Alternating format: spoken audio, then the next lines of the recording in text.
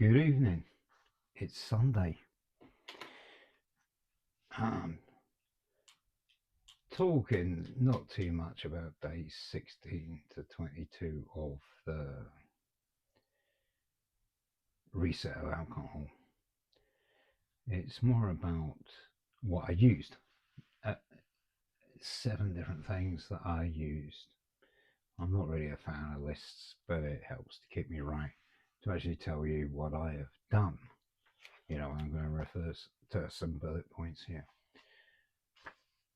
about how I've cut down alcohol really quite well over the last 3 weeks, and it's working well.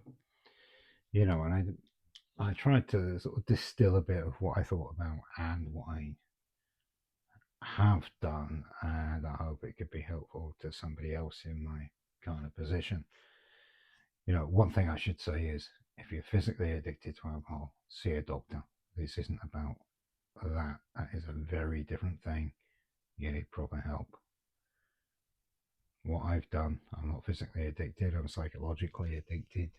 It's a crutch to me. And all I can say to you, if you're physically addicted, you can get help. Take it, and you'll feel better. For the rest of us, thinking a lot about why I drink. I covered it in some other videos, but it's mainly about blanking stuff out that I don't want to deal with, that I can't deal with, getting me into a state where I don't care, where I get some kind of synthetic happiness, maybe. And it causing tensions at home, other people getting pissed off with me because I'm drinking a lot, even though I'm not really bothering them too much, but it annoys them. So the first one was really, my first point is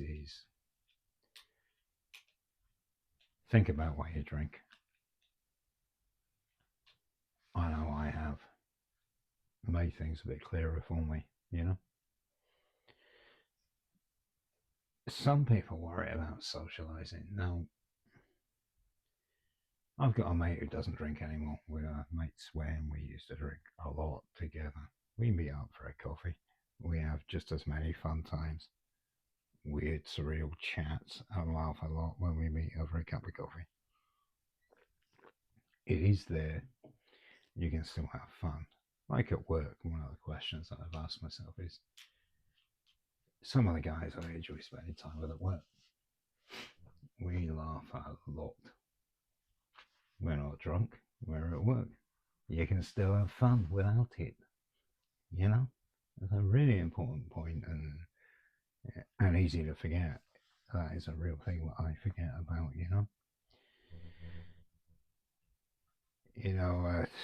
One of the other ones, a really practical thing for me was like, still got to go shopping, still got to go in the supermarket and there's booze in it. I don't go down the booze aisle. And, when I don't keep it in the house, the problem is that with me, I've got a whole lot of legs. If there's booze in the house, I'll drink all of it, which is why I don't go to the pub very often nowadays. Or only stick to one if I do go to the pub, because I don't like having an unlimited amount of booze in front of me.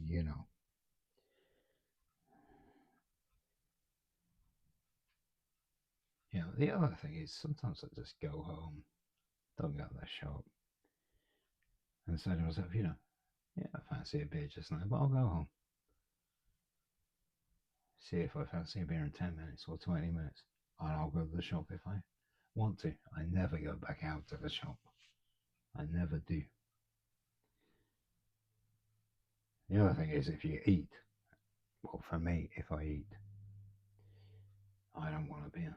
I suppose I'm a drinking or empty stomach person, which maybe says something about my relationship with alcohol. Because I like the buzz. Don't feel like it. Feel bloated if I have a beer after eating, so I don't have a beer after eating. Get some food in you. That's one of the things I do. I don't know which number I'm at, if that's 3 or 4. You know. there's other stuff you can do. Distract yourself. Watch a bloody film or something. I do that as well. Watch a film, read a book, meditate,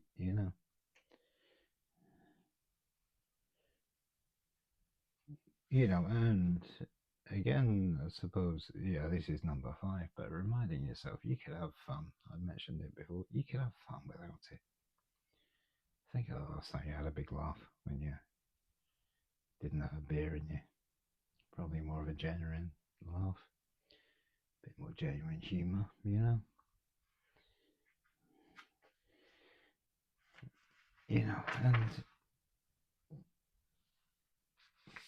one of the other ones, I don't know from where I'm at with the numbers here, but I'll call it somewhere between 1 and 7, is that when you do have a drink, enjoy it.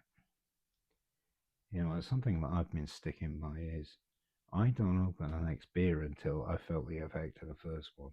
And that was one of my big problems is I just kept pouring it down my throat when I didn't need to. I was getting the effect of the alcohol. But I was feeling it further down the line because I was drinking it so fast I didn't actually I didn't get the benefits from the first one, or the effects from the first one, if you want to call it that, Another part of that is with drinking a bit more slowly, is buy better quality booze and drink less of it. Enjoy it. Drink it slowly. It's a saying in China, eat slowly, drink slowly. It means enjoy it.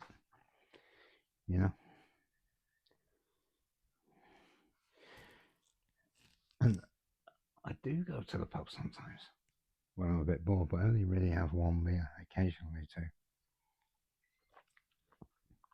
And the pub I go to, I don't know anybody in there. So it's not like the old days when I used to be out with my mates. And I listen to other people speaking in the pub. And I think, God, you're boring. Generally, people go a bit awful trying to keep a conversation going that nobody's interested in, Or they're just so drunk they think everybody needs to listen to them. It is boring. Really boring. Number 7. I think it's number 7.